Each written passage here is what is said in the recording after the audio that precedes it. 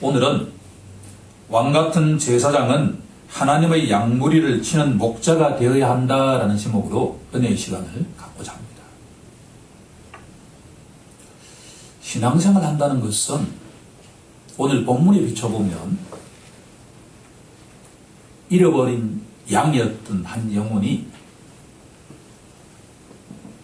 목자이신 주님 앞에 돌아와서 시간이 지남에 따라서 점차 하나님이 맡겨주신 그 양들을 치리하는 목자가 되어간다라고 정의할 수가 있습니다. 그런데 하나님이 우리에게 주신 믿음의 분량이 다르니 우리에게 맡길 양무리도 개인마다 다 다릅니다. 어떤 사람은 믿지 않는 한 배우자를 맡길 수도 있고, 어떤 사람은 믿지 않는 어떤 한 집안을 맡길 수도 있고, 어떤 사람, 예컨대 시몬 베드로 같은 사람의 경우에는 한 번의 설교로 3,000명의 유대인들이 돌아오는 것과 같은 역사가 일어날 수도 있습니다. 분명한 사실은 주님께서 그 영혼에게 가장 맞는 방식으로 맞는 때에 양무리를 붙이실 때 우리들은 그 양무리를 유능하게 치리하는 자가 되어야 된다라고 하는 것이 사도 베드로가 우리에게 주는 교훈입니다.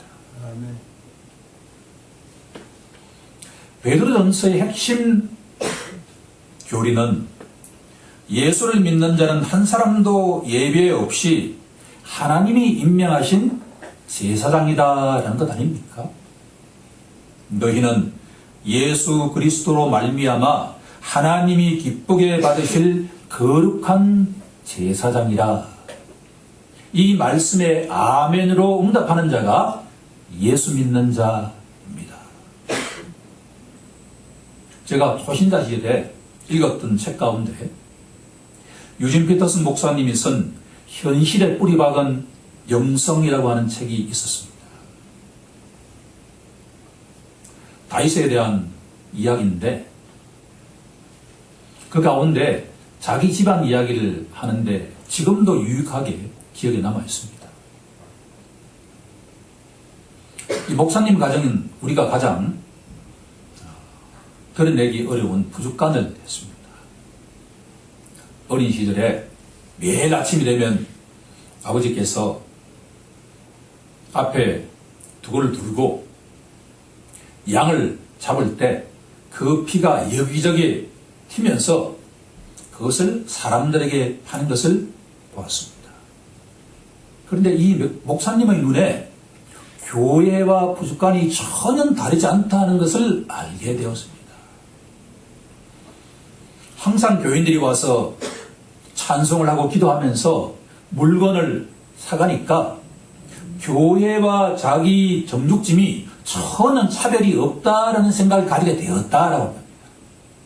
그런데 가장 어색한 존재가 한 분 계셨는데 그분이 바로 담임 목사님이었다라고 합니다. 가끔씩 목사님이 오셔서 아빠에게 기도를 하면서 이렇게 말하는 것이었습니다. 형제님, 멀리서 주의 종들이 많이 오셨는데 어떻게 우리가 섬기면 좋겠습니까? 라고 기도하면 이 아빠가 아무 이야기하지 않고 두툼한 스테이크 몇 개를 목사님에게 건넸다라고 하는 이야기가 적혀 있었습니다. 오늘의 본문 베드로전서 5장 2절은 이렇게 시작합니다. 너희 중에 있는 하나님의 양무리를 치되. 하나님의 계획은 우리 각자가 양무리를 치는 목자가 되어야 한다라는 것을 창세전에 계획하고 계셨습니다. 혹시 이런 질문을 할 수 있겠습니다.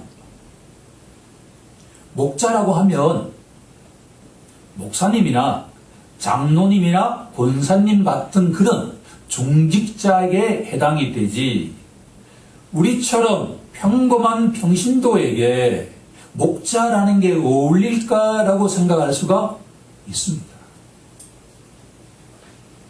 이것은 가톨릭 교회가 우리에게 남긴 나쁜 유산입니다. 가톨릭 교회는 성스러운 것과 세속적인 것을 철저하게 구분하는 경향이 있습니다. 신부님과 수녀님은 거룩한 직업에 종사하지만 일반 성도들은 세속적인 직업에 종사하기 때문에 신부님에 비해서 거룩하지 않다라고 생각한다라는 것입니다. 그런데 루터가 생각하기를 성경을 가만히 보니까 그 어떤 직업을 가진 자의 경우에도 주님이 함께 하신다고 한다면 그 직업은 바로 성스러운 직업이다라고 하는 것을 일관되게 이야기하고 있었다라고 하는 겁니다. 유진 피터슨 목사님이 이야기하는 다윗이 대표적인 인물 아닙니까? 다윗은 기름 부음을 받기 이전에도 목자였고 기름 부음을 받은 이후에도 목자의 삶을 살아갔다라고 하는 것을 우리에게 증언하고 있기 때문입니다. 그러면 우리가 어떻게 하면 하나님이 맡기신 양무리를 유능하게 양육할까라고 하는 질문에 오늘의 본문이 정확하게 답을 하고 있습니다.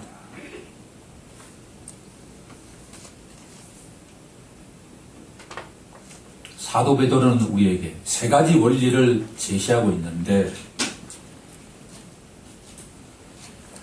주님과 3년간 동고동락하면서 경험했던 체험이 이 권면의 말씀 속에 깊이 들어가 있다라고 하는 것을 알 수 있었습니다.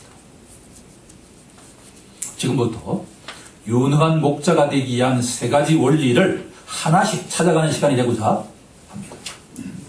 첫 번째, 하나님의 양무리를 치는 목자는 억지로 하지 말고 하나님의 뜻을 따라 자원함으로 해야 한다. 첫 번째 갈로의 정답은 자원함입니다.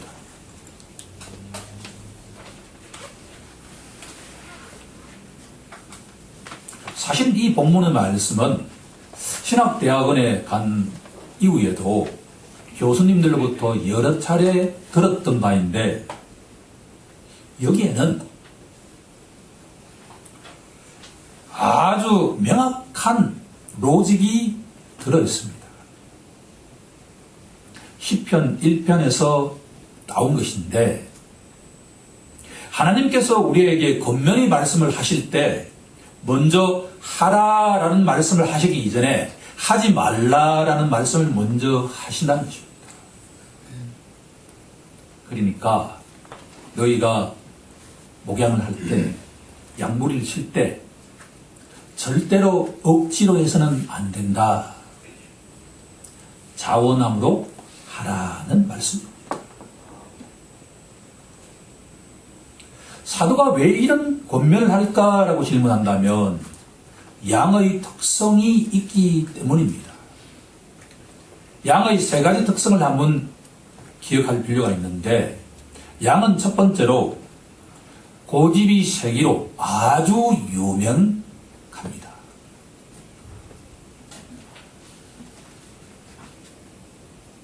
예수 믿는 자가 양이라는 말씀 아닙니까? 한 가지 우리가 오해해서는 안 되는 것은 제가 처음에는 예수 믿으면 성도들이 급격하게 변화될 것이라고 생각했습니다. 그런데 양은 쉽게 바뀌지 않습니다. 예수님께서도 한 영혼이 예수를 믿고 난 다음에 변화되는 데에는 상당한 시간이 걸린다라고 하는 것을 명심하고 또 명심해야 된다는 겁니다. 시몬이 나를 따르는 예수님 말씀을 순종하고 난 뒤에 만 3년 동안 예수님과 동고동락하면서 그 예수님을 믿는다라고 하는 것이 쉽게 믿어지지 않았고, 믿은 다음에도 자신도 모르게 사탄의 앞잡이 노릇을 하고 있다라고 하는 것을 깨달았다라고 하는 겁니다. 주님이 사랑하는 성도 여러분, 믿음이 이 심령 속에 들어오고 난 뒤에도 쉽게 바뀐다고 생각하면 오산입니다. 바뀌긴 바뀝니다. 내가 바꾸는 것이 아니라 성령께서 바꾸기는 바꾸시는데, 그 고집센 양과 같은 영혼을 바꾸어 가는 데에는 시간이 걸리기에 인내하면서 기다리고 또 기다려야 된다라고 하는 것을 기억하라라는 말씀입니다. 두 번째로, 양은 하루 종일 꼴을 먹는 탐욕스러운 존재다라고 하는 겁니다. 양의 이 특성은 교회 속으로 2000년 이전부터 세속주의 물결이 깊숙이 침투되어 있다라는 얘기입니다. 세상의 원리는 give and take 원리 아닙니까? 내가 주면 그만큼 받아야 된다라고 하는 게 세상 원리 아닙니까? 시모나, 너가 마냥 양을 칠 때 그렇게 하면 백전백패한다라고 하는 것을 우리에게 알려주고 있습니다. 가장 중요한 것은 양은 시력이 나빠서 앞에 있는 양떼를 무심코 따라가는 특성이 있다라고 합니다. 이 말씀은 뭐냐면, 교회의 리더가 그 양떼를 잘못 인도하는 순간에 자신들도 모르게 낭떠러지로 빠질 수가 있다라고 하는 겁니다. 따라서 교회의 리더라고 하는 영혼들은 그 양떼에게 안전한 길로 인도할 수 있도록 본이 되어야 된다라는 말씀을 하고 있다는 것입니다. 혹시 우리가 초신자 시인에 생각할 수가 있는데, 저는 그렇게 생각한 적이 있었습니다. 혹시 교회에 만약 그 사람이 없으면 교회가 절대로 굴러가지 않을 것이다 라고 생각해 본 적이 있지 않습니까? 이것은 잘못된 생각입니다.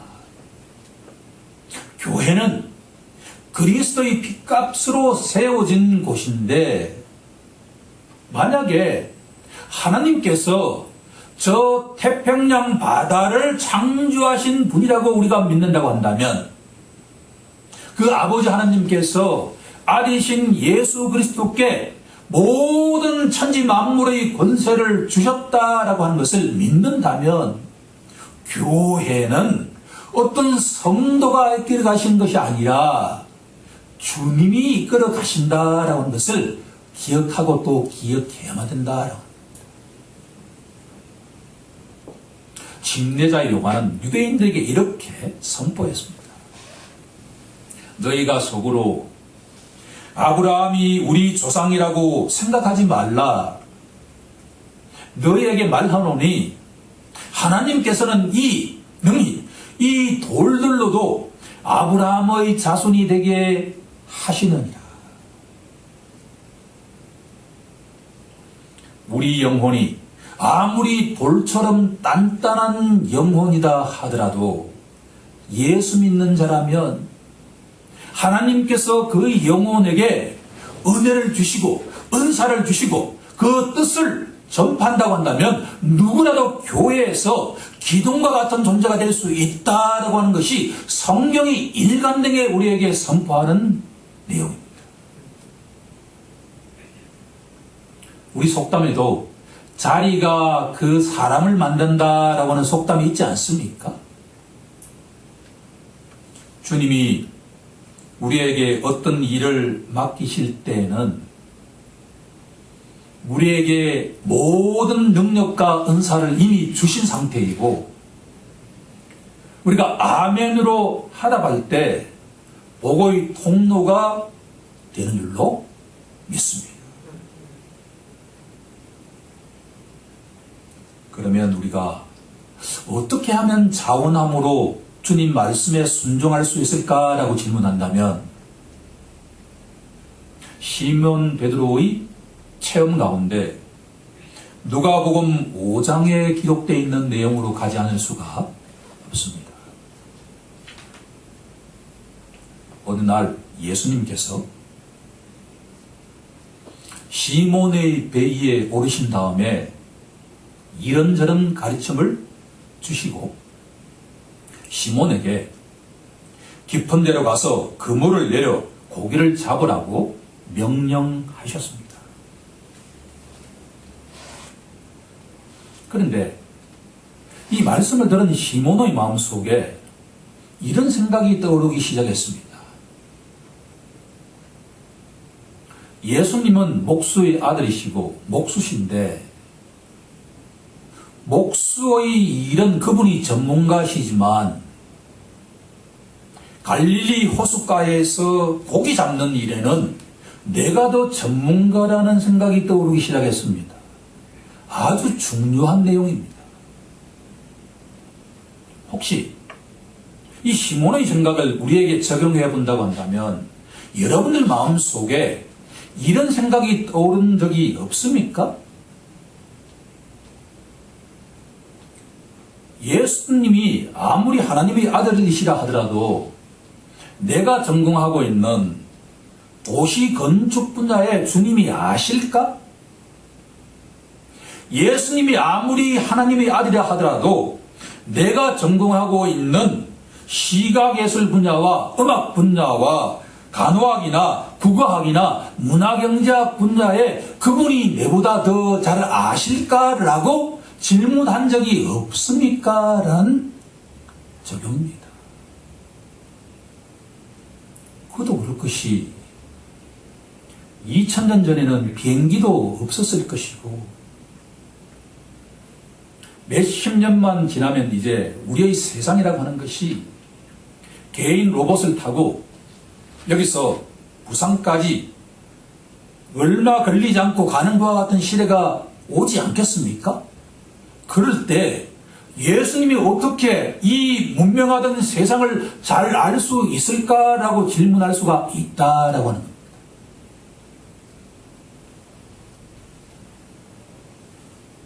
그런데 흥미로운 사실은 선생님 우리들이 밤이 새도록 수고하였지만 잡은 것이 없지만 말씀에 의지하여 내가 그물을 내리리이다는 시몬의 말에는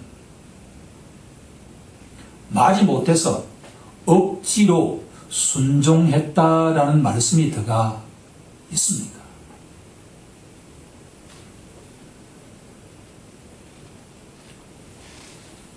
시몬은 체험적인 말씀을 하고 있습니다. 주님이 우리에게 말씀하실 때 억지로 하지 말고 자원함으로 해야 된다라고 권면하는 이유는 깊은 데에 가서 그물을 내렸더니만 지금까지 한 번도 경험해 보지 못한 사건이 일어나기 시작했다는 겁니다. 그물이 끊어질 정도로 고기가 꽉꽉 차게 되었다. 이것은 우리에게 무엇을 말해주냐 그러면 만약에 예수님이 내보다도 나의 전공 분야에 더 잘 알고 계시는 분이라고 믿고 인정하는 순간에 누구야 이 시간에 오른쪽에 그물을 내려다는 그 말씀에 자원하고 순종할 때 우리가 예상치 못한 축복이 열매가 듬풍듬풍 열리게 된다라고 하는 말씀을 시몬의 체험을 통해서 우리에게 말씀하고 있다는 겁니다. 이제부로는 내가 사람을 취하리라는 이 말씀은 얼마 지나지 않아서 한 번의 설교로 3,000명이 회심하는 사건으로 증명이 되었다.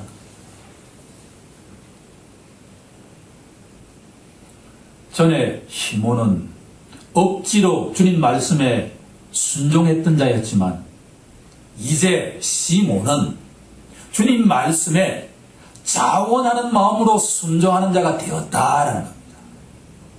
그러면 말년의 이 사도가 우리에게도 동일한 권면을 하고 있지 않겠습니까? 하나님의 뜻에 따라 하나님은 우리보다도 월등히 모든 것들을 다 알고 계신 분이고 우리의 전공 분야보다도 더욱더 그분이 더 잘 알고 계신 분이다라고 인정하는 순간에 아무야 내가 지금 이 일을 하거라라고 말씀하실 때 우리가 자원할 때 우리가 생각하지 못했던 열매와 축복을 얻게 된다라고 하는 것이 시몬 베드로가 우리에게 던지는 교훈입니다. 우리 모두 예수님 말씀에 자원함으로 순종하는 자가 되길 간절히 축원합니다. 두 번째 원리는 하나님의 양무리를 치되 더러운 이득을 위하여 하지 말고 기꺼이 하라는 말씀입니다. 두 번째 갈로의 정답은 기꺼이입니다.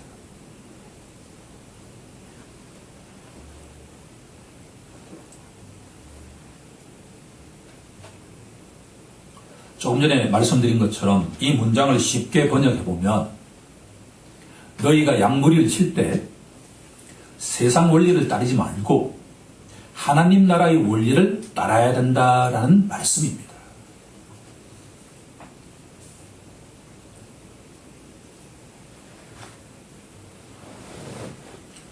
시몬 베드로가 왜 우리에게 이 말씀을 권면할까라고 질문한다면 부활하신 주님을 인격적으로 만나는 것과 같은 사건이 있었기 때문입니다. 요한복음 21장에 가면 부활하신 예수님께서 나타나신 다음에 제자들과 함께 떡과 생선으로 아침을 맛있게 드신 다음에 시몬을 개인적으로 불러서 3차례에 걸쳐서 질문하는 사건이 있었습니다. 사도 요한이 너무나 정확하게 증언하고 있습니다. 예수님께서 시몬에게 요한의 아들 시몬아, 내가 이 사람들보다도 나를 더 사랑하느냐라고 질문하자 시몬이 이렇게 답합니다. 주님, 그러합니다. 제가 주님을 사랑하는 줄 주님께서 아시나이다. 그러자 예수님께서 시몬에게 내 어린 양을 먹이라고 명하십니다. 조금 있다가 예수님이 또 시몬에게 질문하십니다. 요한의 아들 시몬아, 내가 나를 사랑하느냐? 베드로가 다음과 같이 이렇게 답합니다. 주님, 그러합니다. 제가 주님을 사랑하는 줄 주님께서 아시나이다. 그러자 이제 내 양을 치라고 말씀하십니다. 조금 더 있다가 예수님께서 요한의 아들 시몬아, 내가 나를 사랑하느냐고 질문하자 시몬 베드로가 근심하여서 주님, 모든 것을 아시오니 내가 주님을 사랑하는 줄 주님께서 아시나이다. 내 양을 먹이라. 만약 우리가 시몬이었다고 한다 그러면 사도 베드로의 이 권면의 말씀은 아마도 그 이후에 평생 동안 잊어버리지 않고 반복해서 기억이 났을 것이다 라고 우리가 추론할 수 있다라고 합니다. 왜 예수님께서 시몬에게 동일한 질문을 3차례에 걸쳐서 반복하셨을까라고 질문한다면 그것은 시몬이 3번이나 예수님을 부정한 것을 치유하기 위해서 3번 질문하고 용서하셨다라고 답하고 있습니다.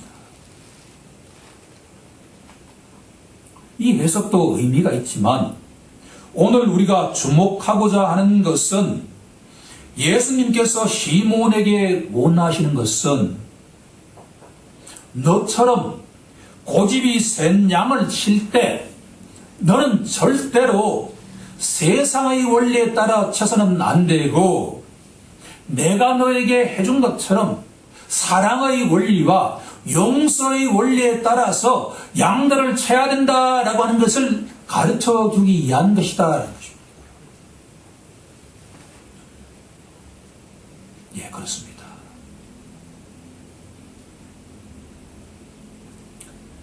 주님이 아무런 자격 없는 우리 각자를 십자가 보혈에 의지하여 제사함과 하나님의 자녀가 되게 하신 것은 우리 각자에게 맞는 양무리를 잘 치기 하기 위한 것이 아니겠습니까?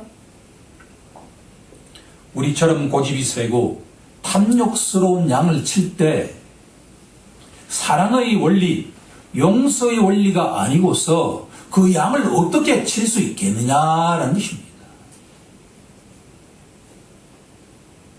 따라서 시몬의 이 체험이 우리 각자의 체험이 되길 간절히 소망합니다.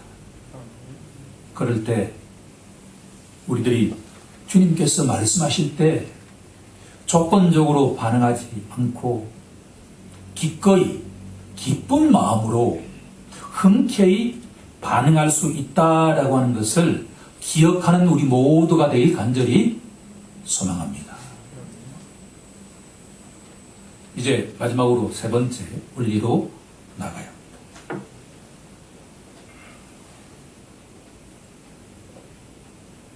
세 번째 원리는 하나님의 양무리를 치되 주장하는 자세를 하지 말고 본이 되어야 된다는 겁니다. 마지막 갈로의 정답은 본입니다.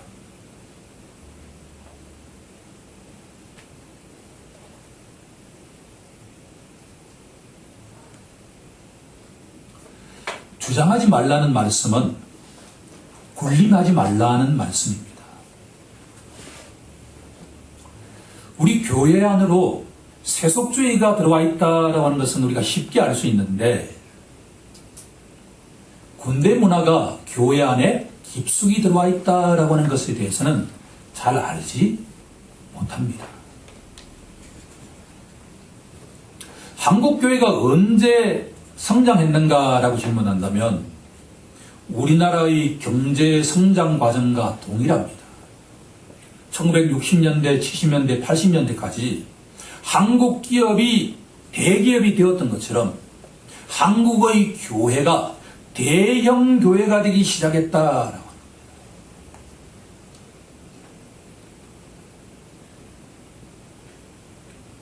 전 세계에서 가장 큰 교회가 한국에 있다라고 하는 것이 이때 형성된 것입니다. 그런데 흥미로운 사실은 한국 교회가 대기업처럼 성장 발전할 때 교회 속으로 군대 문화가 아주 깊이 침투했다라고 하는 것을 기억할 필요가 있다. 군대 문화는 철저하게 상명하복의 문화입니다. 죽고 죽이는 그 전투 속에서 만약에 상급자가 명령을 했는데 그거 아닌 것 같은데요 라고 말한다면 그 군대가 과연 이길 수 있는 군대가 되겠습니까? 동일하게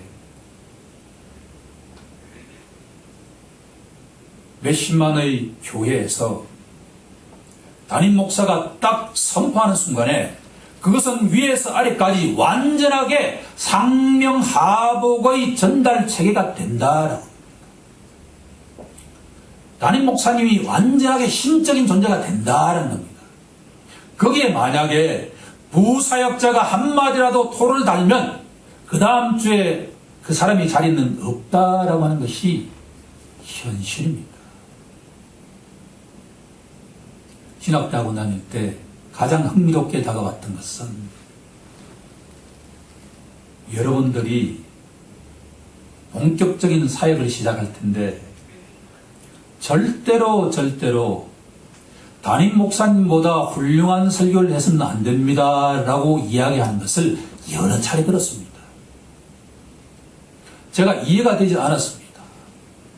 교회가 진리가 선포되는 곳인데 왜 교회에서 담임 목사든 부사역자든 설교를 정확하게 잘 해야 되는 것이 목표가 되어야 하지 왜 부사역자가 담임 목사의 눈치를 보면서 설교를 해야 될까라는 의문이 잘 이해가 되지 않았는데 군대 문화가 교회에 깊이 들어와 있다라고 생각을 한다면 하급자가 상급자보다도 더욱더 인기가 많다든가 상급자에게 반기를 들 수 있는 것과 같은 행동을 한다면 그 문화 속에서 과연 그 사람이 자리를 차지할 수 있을까라고 질문한다면 그것은 있을 수가 없다. 군대 문화가 지배하는 교회에서는 소통이라고 하는 것이 있을 수가 없습니다. 그러다 보니까 성장을 하는 면에서는 아주 좋을 수 있지만 그 교회는 여러 가지 문제가 잉태될 가능성이 높다. 군대 문화에는 또 어떤 문화가 동반되냐 그러면 음주 문화가 동반되지 않을 수가 없습니다. 우리나라에 지금 육해 공군 가릴 것 없이 성추행 범죄가 지속적으로 일어나지 않습니까? 지금 군대와 지금 정부가 문제가 있다기보다는 군대 문화가 이렇게 상명하복의 문화와 음주 문화가 지배하는 한 성추행 문제는 절대로 해결될 수가 없다라고 하는 것을 기억할 필요가 있다. 사도 베드로가 우리에게 권면하고 있는 것은 원래 성경적인 리더십은 상명하복의 문화가 아니라 리더가 본이 되는 문화다. 그것이 예수님의 리더십이다라고 하는 것을 우리에게 알려주고 있다라는 겁니다. 이것을 가장 잘 보여주는 사건이 있는데 그것이 바로 이름하여 세족식 사건입니다. 사도 요한은 요한복음 13장에서 이렇게 우리에게 증언하고 있습니다. 유월절 직전에 예수님께서 십자가에 못 박히시 직전에 제자들을 모아놓은 다음에 내가 곧 아버지가 계신 저 하늘로 가는데 너희가 내가 없더라도 실망할 필요가 없다. 내가 가야만 또 다른 보혜사가 이 땅에 올 수가 있을 것이다. 라고 말씀하시면서 12 제자들의 그 더러운 발을 하나씩 씻기기 시작하셨습니다.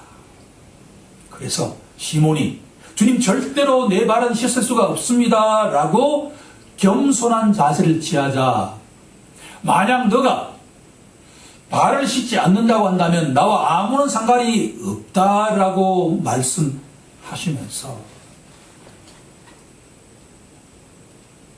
자신을 팔자가 누구인지 다 아시는 예수님께서 가룟 유다의 발도 깨끗하게 씻어 주셨습니다.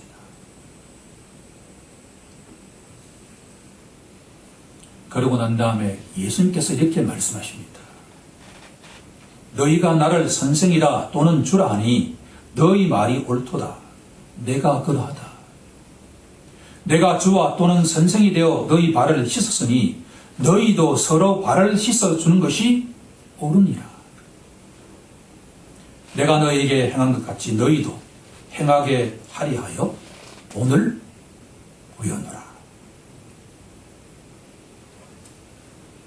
만약에 우리가 시몬처럼 직접 살아계신 주님께서 내 더러운 발을 씻어 주셨다는 체험을 했다고 한다면 여기 나와 있는 말씀처럼 하나님 너에게 맡긴 자에게 주장하는 자세, 군림하는 자세가 아니라 양무리의 본이 되라는 말씀에 아멘으로 하답하지 않겠습니까? 이제 말씀을 정리해 보고자 합니다. 왕같은 제사장은 하나님이 맡기신 양무리를 치는 목자가 되어야 합니다. 그런데 두려워할 필요가 전혀 없습니다. 우리의 모든 성정과 우리의 모든 생각을 아시는 주님께서 때에 맞게 우리에게 가장 적합한 일을 맡기시는 분이 주님이시다라고 하는 것을 믿어야 할 것입니다. 그러면 유능한 목자가 되기 위해서는 세 가지의 원리에 입각해야 하는데, 첫째는 주님이 말씀하실 때 억지로 하지 말고 자원하는 마음으로 해야 된다라는 것입니다. 둘째는 주님이 말씀하실 때 조건적으로 세상 사람처럼 반응하지 않고 기쁜 마음으로 기꺼이 해야 된다. 마지막으로 주님이 말씀하실 때 성도는 군림하는 자세로 해서는 안 되고 예수님처럼 시몬 베드로처럼 양무리의 본이 되어야 한다라는 말씀입니다. 이상의 세 가지가 바로 예수님께서 제자들을 양육하신 방식입니다. 이 모든 것들을 체험한 사도 베드로가 이후에 양무리를 칠 때 했던 방식입니다. 주님이 사랑하시는 성도 여러분, 우리 모두 예수님처럼 사도 베드로처럼 하나님이 맡기신 양무리를 자원함으로 기꺼이 본이 되게 섬기길 우리 주 예수 그리스도 이름으로 간절히 축원하옵나이다. 아멘.